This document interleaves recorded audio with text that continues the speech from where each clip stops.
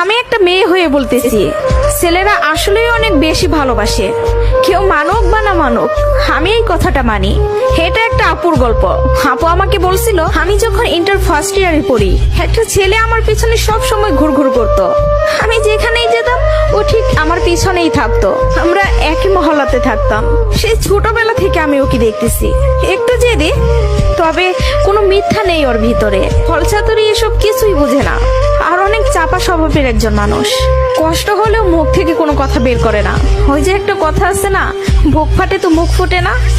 এমনকি আমি যখন ওকে দাঁড় করাই বলতাম, কিছু বলবেন, ও বলতো না কিছু না। একদিন আমিও ওকে প্রপোজ করলাম আর বললাম, আপনাকে দিয়ে কিছু হবে না, আমি সারাটা জীবন আপনার সাথে থাকতে চাই, আপনার বউ হতে চাই আমি।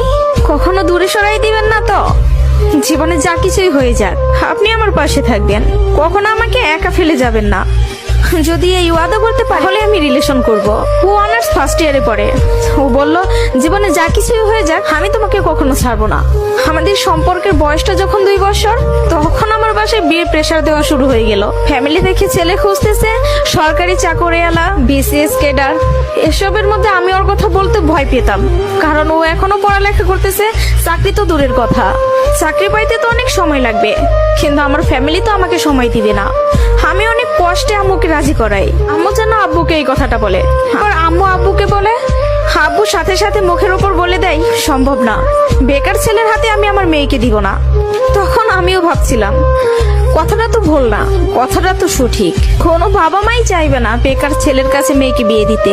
আমি নিজেও তো কখনো চাইবো না, কিন্তু তারপরও মাথায় চলতেছে, আমি যদি ওকে হারাই ফেলি, আর কখন কি ফিরে পাবো ওকে? আমি তো আর ফিরে পাবো না। পরবর্তীতে আমি ওকে সব বলি, ওকে বলি কি করব বলো। তখন বুঝতে পারতেছিলাম ও কান্না করতেছে। ও আমাকে বলে, আম্মু ডাকতেছে, জাস্ট একটা মিনিট, আমি আম্মুর কথাটা শুনে আসি।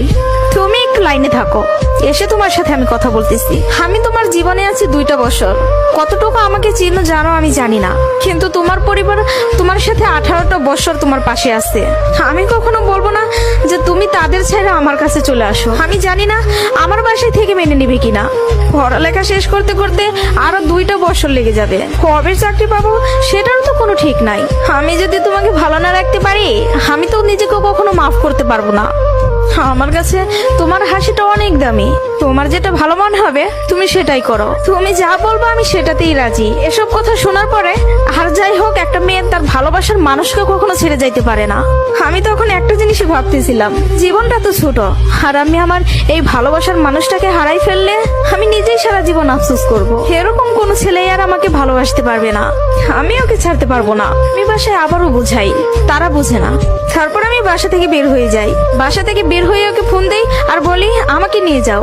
ও তাড়াহুড়া করে বাড়ি থেকে চলে আসলো। আমি বললাম, আমি তোমাকে বিয়ে করব।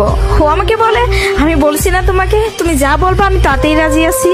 তবে একটা কথা, আমার সাথে থেকে যদি 3 বেলার 1 বেলা খেয়ে থাকতে হয়, পারবা? তার জন্য আমি সবকিছু ছেড়ে আসলাম, তার জন্য আমি সবই করতে পারবো। বিয়ের পরে ওর বাসায় থেকে ফোন দেয়, বলে বাসায় আয়। তারপর ওর বাসায় থেকে মেনে নিল। তার কিছুদিন পর আমার বাসায় থেকেও মেনে নিল। ভালোবাসার জায়গা থেকে যদি বলি, প্রিয় মানুষটাকে নিজের করে পাওয়ার মধ্যে অন্যরকম একটা সুখ কাজ করে, যে সুখটা কখনোই টাকা দিয়ে কেনা যাবে না। আর যদি বলি প্রিয় মানুষটার কথা, আমি ভুল মানুষকে ভালোবাসি নাই, আমার মানুষটা সঠিক ছিল। সেই মানুষটা আমাকে বিন্দু পরিমাণে কষ্ট দেয় নাই। আমি সবসময় একটা কথা বলি, ভালোবাসা সুন্দর যদি মানুষটা সঠিক হয়। প্রিয় মানুষটা যখন নিজের হয়ে যায়, তখন এতটা শান্তি অনুভব হয়, তা হয়তো বলে বোঝানো যাবে না। সুখে থাকতে, ভালো থাকতে টাকা পয়সার আমূল প্রয়োজন পড়ে না, যদি ভালোবাসার মানুষটা পাশে থাকে। কাউকে ধরলে হাতটা শক্ত করে ধরবেন, যেন দিন শেষে সব সময় আপনার পাশে থাকে। তো সবাই ভালো থাকবেন। ভিডিওটি ভালো লাগলে প্লিজ সবাই শেয়ার করবেন। আর